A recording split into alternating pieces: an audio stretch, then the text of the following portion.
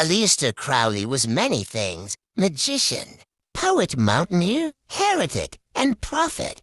To some, he was a genius who tore the veil between this world and the next. To others, he was a dangerous egomaniac, drunk on his own symbolism. But love him or fear him, Crowley reshaped the modern occult. Born Edward Alexander Crowley in 1875 to a strict Christian family, he rebelled early.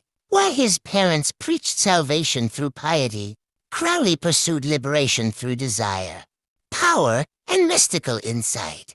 At Cambridge, he abandoned conventional paths and dove headfirst into esotericism, sexual mysticism, and ceremonial magic.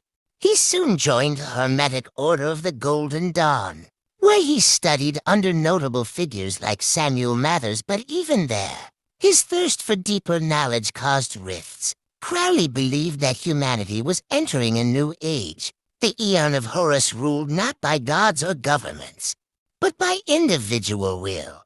In 1904, during a trip to Egypt, he received the Book of the Law through a trance dictated by an entity named Iwes. This text became the cornerstone of his spiritual system, Thelema. Its central commandment: do what thou wilt shall be the whole of the law. But this wasn't a call to reckless gales. Will, in Crowley's vision, meant true will one's divine purpose, the soul's reason for incarnating.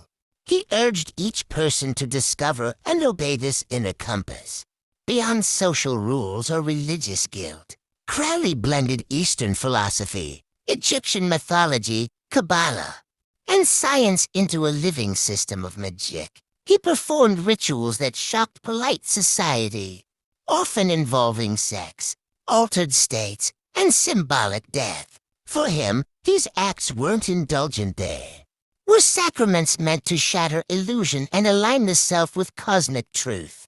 He was vilified by the press and dubbed the wickedest man in the world. Yet he never flinched. He saw through the hypocrisy of Christian morality, understood that real power lies in facing the shadow without flinching. Crowley taught that every man and woman is a star sovereign, radiant, and free.